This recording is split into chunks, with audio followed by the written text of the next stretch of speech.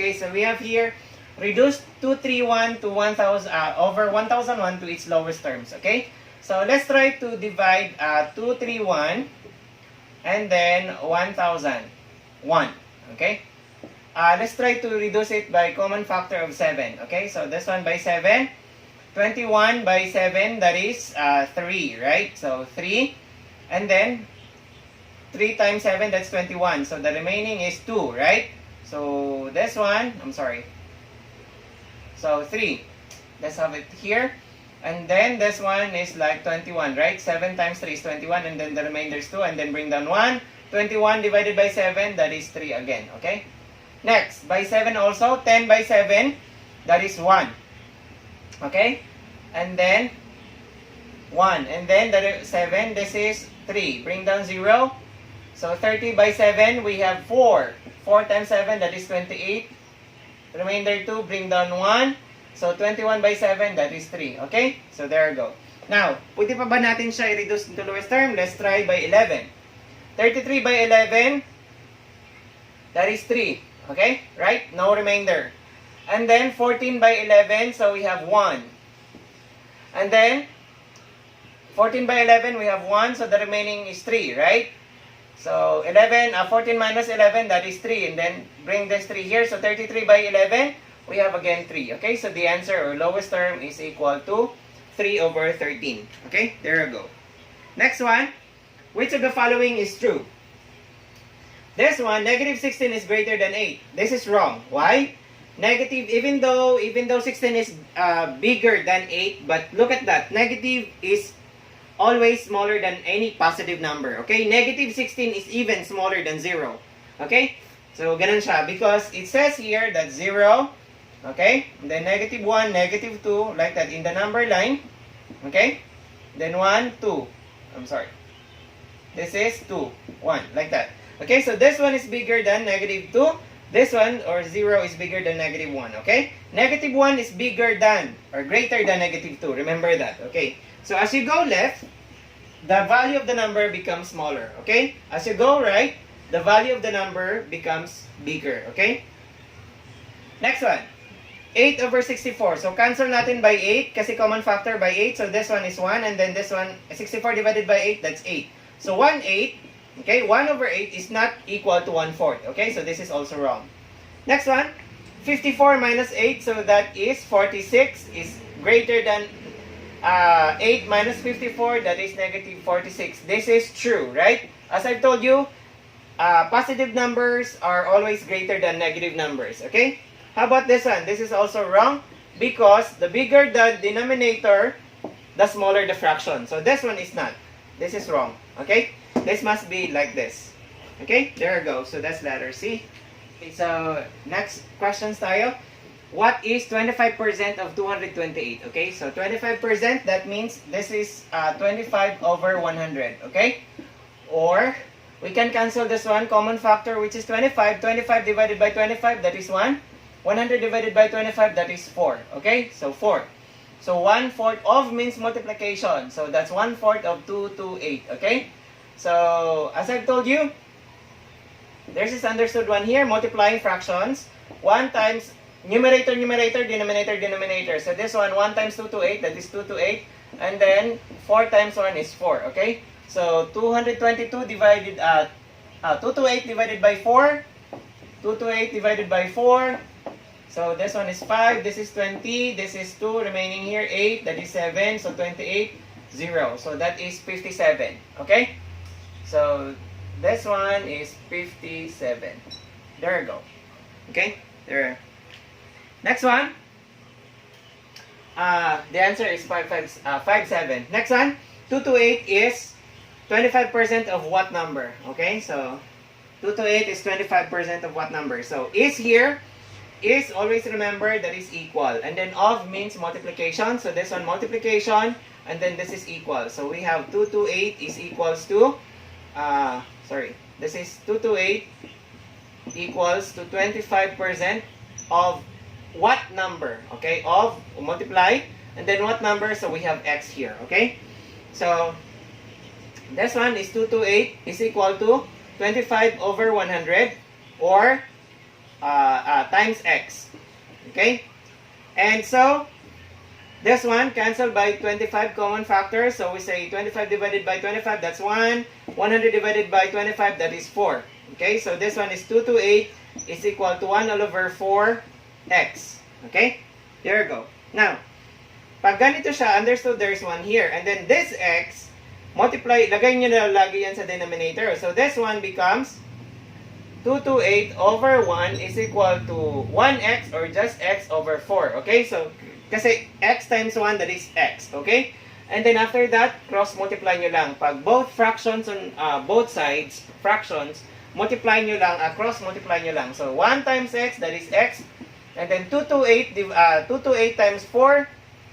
So, you have 2, 3, 11, 912. Okay? So, there you go. So, that's 912. Okay, so meron tayo dito. Simplify 1/2 times 128 minus 84 minus 1/2 times 128 minus 84. So, this question is really very tricky. So, as you can see here, pareho sila, right? Pareho. When you minus or you subtract to the same thing, that will just always equal to 0. Okay? So, ganun lang siya. So, check that. This is 128 minus 84, 128 minus 84, and this is 1/2. But this one is minus and this is positive, so just that cancels, so that's 0, okay? There you go. Next one, we have here 33 and 1/3% of 48 plus 12 and 1/2% of 96 minus 44 and 4/9 of 27. So how much would this be?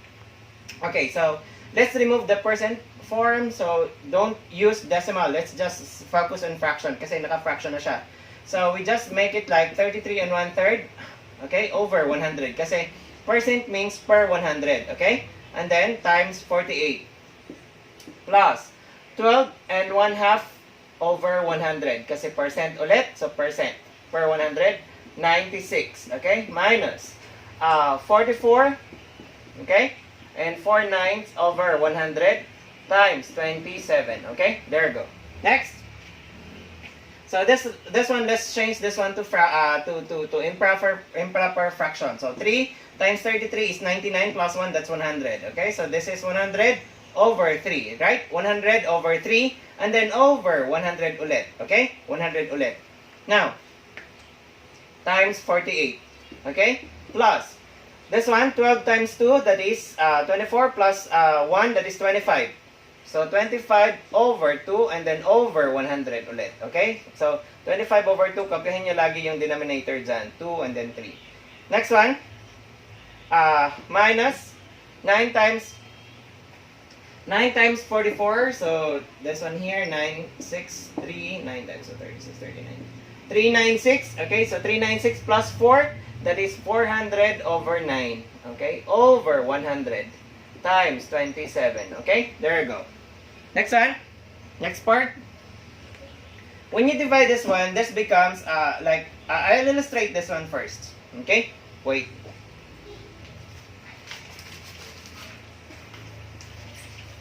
I'll illustrate this one. How do we do this? Okay? So that's like 100 over 3 and then divided by 100, right? Now dividing fraction. So this becomes 100 over 3. Okay? And then this is, change the division sign into multiplication. Understood there's 1 here. So take the reciprocal. When you divide fraction, change this one to multiplication, the division sign here, the middle. And then take the reciprocal. So that's 1 all over 100. And then this one, 100, 100, that cancels. Anyway, so the answer here, the remaining is 1/3. Okay? There you go. So this one is 1/3 of 48. Plus, okay? Illustrate again. This one. 25 over 2 over 100. Okay, so that's 25 over 2 over 100. Okay, so this is the longer bar. This is understood one here, dividing fraction. So we have 25 over 2, kopyahin nyo, and then change the division sign to multiplication, and then take the reciprocal, or inverse, I'm sorry. So that's 1 all over 100, okay? So cancel this one by 25, so this one is 1, this one is 4, right? 25 divided by 25, that's 1. Kasi common factor nila, 25 and 100 is 25. Okay, so 25 divided by 25 is 1. Then 100 divided by 25, that is 4. Okay, so multiplying fractions, numerator, denominator, denominator. So 1 times 1, that is 1. And then 2 times 4, that is 8. Okay, so this one is 1, 1/8 of, I forgot to write 96. Okay, there you go. 1/8 of 96. Okay, minus. Ulit. So we have there 400 over 9 over 100.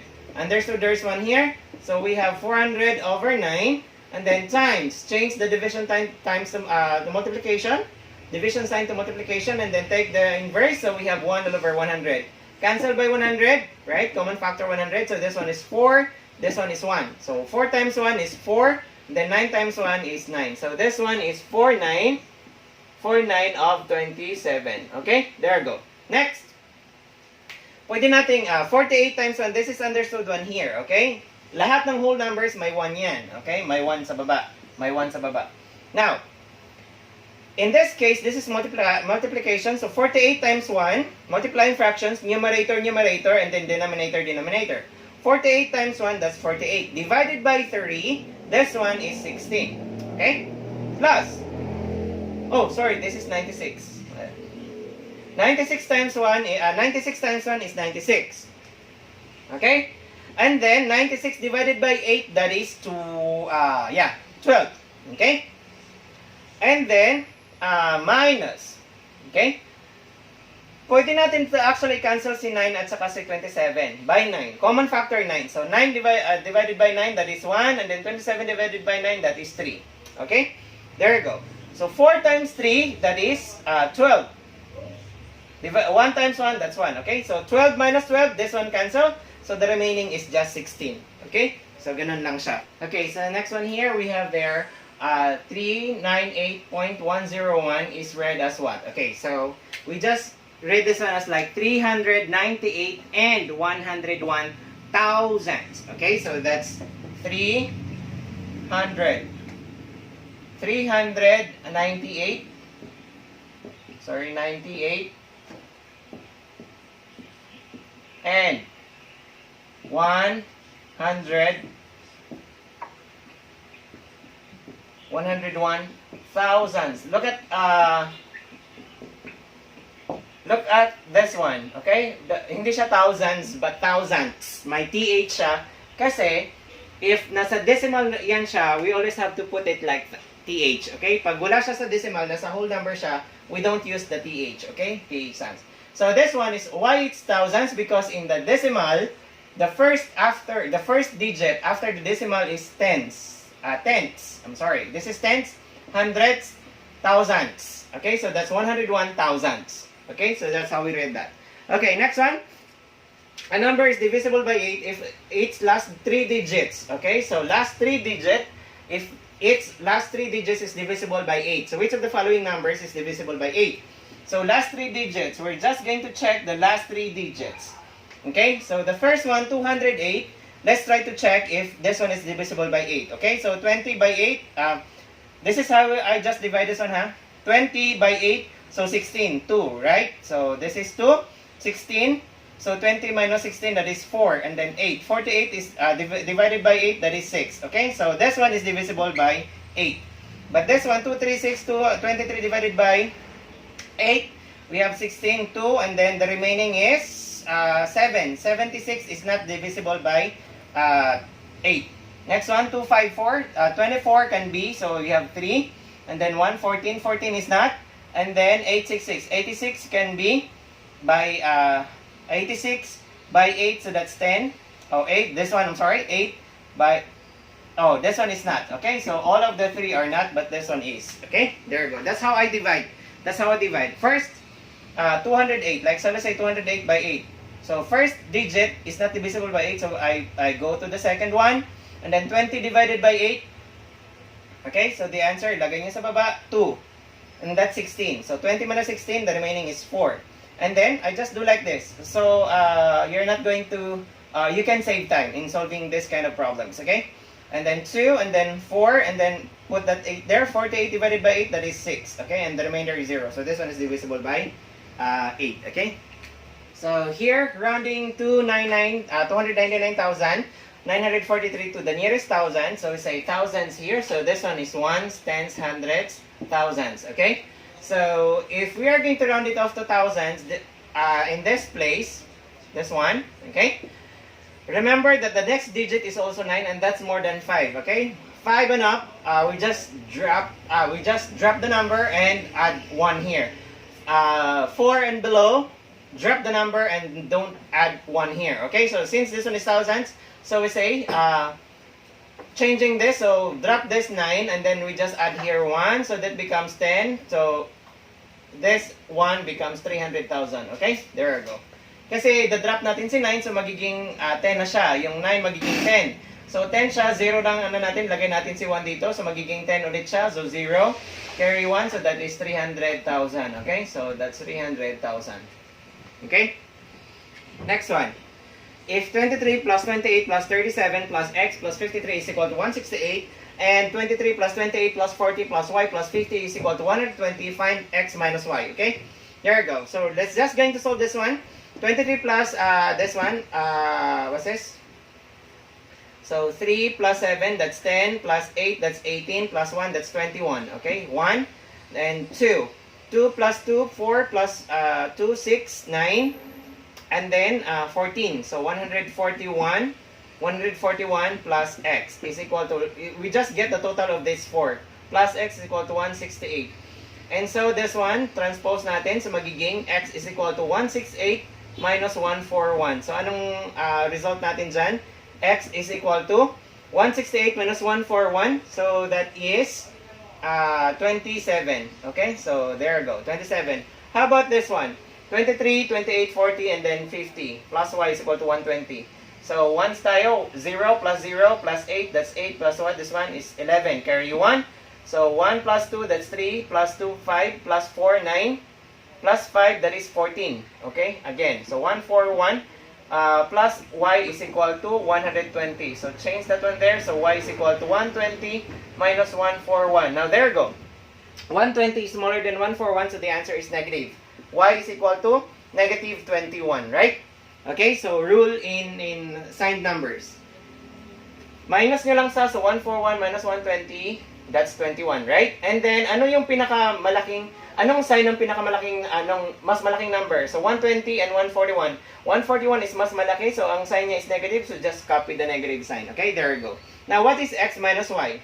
So x minus y is equal to x minus, x is 27. 27 minus y, which is negative 21. Okay?